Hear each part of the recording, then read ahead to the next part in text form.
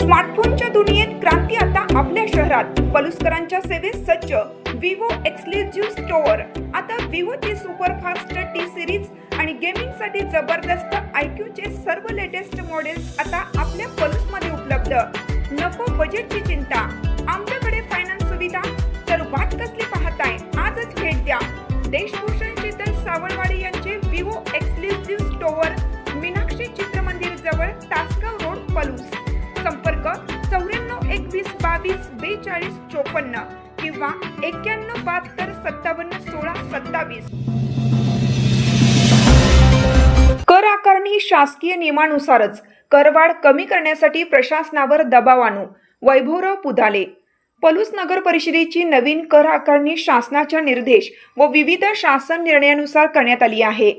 कर प्रणाली पूर्णपणे रद्द करणे शक्य नसले तरी कर आकारणीतील वाढ कमी करण्यासाठी प्रशासनावर आवश्यक तो दबाव आणू, अशी ग्वाही काँग्रेसचे नेते व पलूस सहकारी बँकेचे चेअरमन वैभवराव पुदाले यांनी दिली.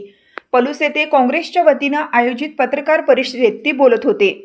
यावेळी नगराध्यक्षा सौ संजीवनी पुदाले, उपनगराध्यक्ष रोहित दळवी, गटनेते गणपतराव पुदाले, ज्येष्ठ नेते प्रकाश पाटील, माजी गटनेते सुहास पुदाले, तसेच नगरसेवक विशाल दळवी, भरतसिंह इनामदार, गिरीश गोंदिल, अमोल भोरे, विजय जाधव, शहाजी मोरे, सारिका खारकंडे, संगीता गायकवाड, कोमल सदामते, विद्युलता फडनाईक, प्राजक्ता पाटील, कविता पाटील, पूजा शेंडगे, राजनंदिनी मोटकट्टे, शकुंतला माळी यांच्यासह पदाधिकारी व कार्यकर्ते उपस्थित होते.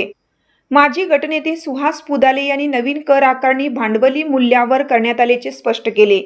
रेडी रेकनर दर, इमारतीचा प्रकार, वापर आणि वयोमानानुसार घसारा विचारात घेऊन मूल्यांकन करण्यात आले असून विविध कर शासन निर्धारित किमान दराने आकारण्यात आल्याचे त्यांनी सांगितले.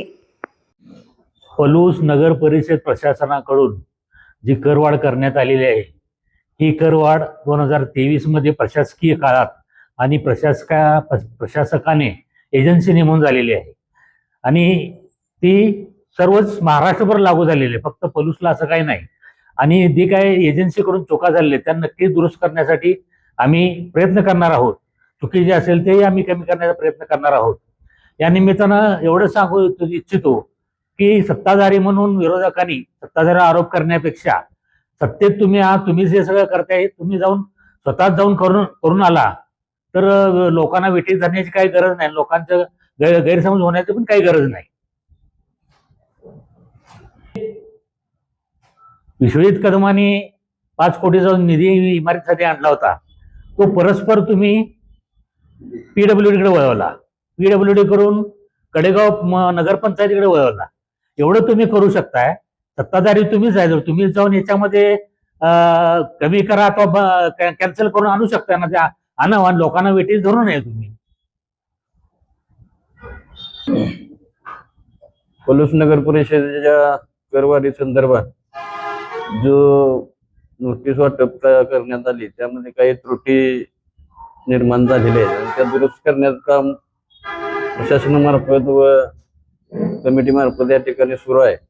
पण ज्या सर्वेमध्ये काही त्रुटी आहेत त्या आपण दुरुस्त करतोय. पण जुन्या ग्रामपंचायत काळामध्ये आपण जवळजवळ 6400 प्रॉपर्टीज आपल्या होत्या आणि त्यामध्ये 96 लाख रुपये कर साधारणपणे आपल्याला नगर परिषदेला ग्रामपंचायत काळापासून मिळत होता.